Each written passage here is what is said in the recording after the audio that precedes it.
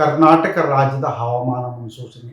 ನಾನು CS ಪಾಟೀಲ್, ವಿಜ್ಞಾನಿ, ಹವಾಮಾನ ಕೇಂದ್ರ, ಬೆಂಗಳೂರು. ನಾನು ಮುಂದಿನ 7 ದಿನಗಳವರೆಗೆ ಕರ್ನಾಟಕ ರಾಜ್ಯದ ಹವಾಮಾನ ಮುನ್ಸೂಚನೆಯನ್ನು ಸಂಕ್ಷಿಪ್ತವಾಗಿ ವಿವರಿಸುತ್ತೇನೆ. ಇಂದು ಕರ್ನಾಟಕ ರಾಜ್ಯಾದ್ಯಂತ ವ್ಯಾಪಕವಾಗಿ ಮಳೆಯಾಗಿದ್ದು, ಪ್ರಮುಖವಾಗಿ ಕುಂದಾಪುರ, ಉಡುಪಿ ಜಿಲ್ಲೆಯಲ್ಲಿ 8 ಸೆಂಟಿಮೀಟರ್, ಕಕ್ಕೇರಿ, ಯಾದಗಿರಿ ಜಿಲ್ಲೆಯಲ್ಲಿ ಕೂಡ 8 ಸೆಂಟಿಮೀಟರ್, ಪರಶುರಾಂಪುರ, ಚಿತ್ರದುರ್ಗ ಜಿಲ್ಲೆಯಲ್ಲಿ 12 ಸೆಂಟಿಮೀಟರ್ ಮಳೆಯಾಗಿದೆ.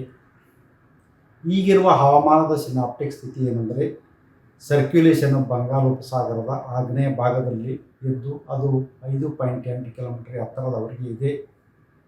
ಇದರ ಪ್ರಭಾವದಿಂದ ಕರಾವಳಿ, ಉತ್ತರ ಹಾಗೂ ದಕ್ಷಿಣ ಒಳನಾಡಿನಲ್ಲಿ ಜೂನ್ 9ರಿಂದ ಜೂನ್ 15ರವರೆಗೆ ವ್ಯಾಪಕವಾಗಿ ಮಳೆಯಾಗುವ ಹೆಚ್ಚಿನ ಸಾಧ್ಯತೆ ಇದ್ದು, ಜೂನ್ 12ರಿಂದ ಕರ್ನಾಟಕ ರಾಜ್ಯಾದ್ಯಂತ ಮಳೆಯ ವಿಂಗಡಣೆ ಹಾಗೂ ತೀವ್ರತೆ ಅಧಿಕವಾಗುವ ಹೆಚ್ಚಿನ ಸಾಧ್ಯತೆ ಇದೆ.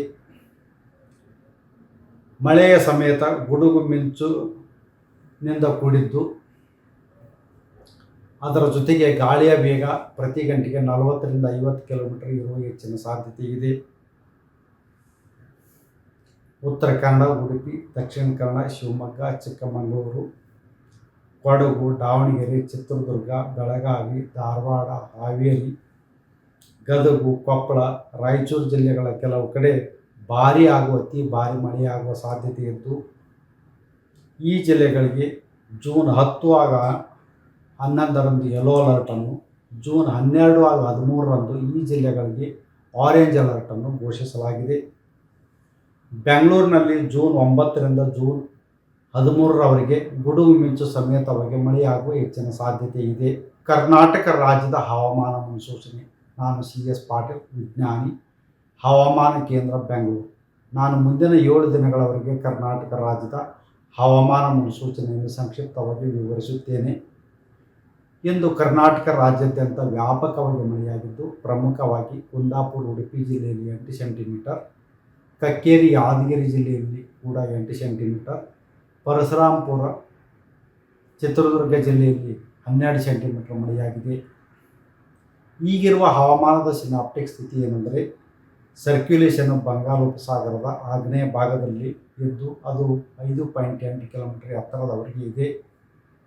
ಇದರ ಪ್ರಭಾವದಿಂದ ಕರಾವಳಿ, ಉತ್ತರ ಹಾಗೂ ದಕ್ಷಿಣ ಒಳನಾಡಿನಲ್ಲಿ ಜೂನ್ 9ರಿಂದ ಜೂನ್ 15ರವರೆಗೆ ವ್ಯಾಪಕವಾಗಿ ಮಳೆಯಾಗುವ ಹೆಚ್ಚಿನ ಸಾಧ್ಯತೆ ಇದ್ದು, ಜೂನ್ 12ರಿಂದ ಕರ್ನಾಟಕ ರಾಜ್ಯಾದ್ಯಂತ ಮಳೆಯ ವಿಂಗಡಣೆ ಹಾಗೂ ತೀವ್ರತೆ ಅಧಿಕವಾಗುವ ಹೆಚ್ಚಿನ ಸಾಧ್ಯತೆ ಇದೆ. ಮಳೆಯ ಸಮೇತ ಗುಡುಗು ಮಿಂಚಿನಿಂದ ಕೂಡಿದ್ದು, ಅದರ ಜೊತೆಗೆ ಗಾಳಿಯ ವೇಗ ಪ್ರತಿ ಗಂಟೆಗೆ 40ರಿಂದ 50 ಕಿಲೋಮೀಟರ್ ಇರುವ ಹೆಚ್ಚಿನ ಸಾಧ್ಯತೆ ಇದೆ.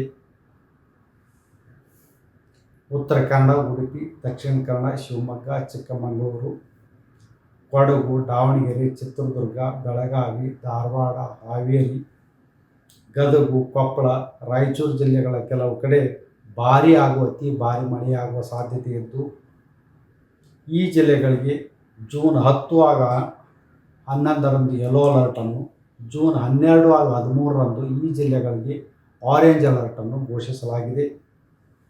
ಬೆಂಗಳೂರಿನಲ್ಲಿ ಜೂನ್ 9ರಿಂದ ಜೂನ್ 13ರವರೆಗೆ ಗುಡುಗು ಮಿಂಚು ಸಮೇತವಾಗಿ ಮಳೆಯಾಗುವ ಹೆಚ್ಚಿನ ಸಾಧ್ಯತೆ ಇದೆ.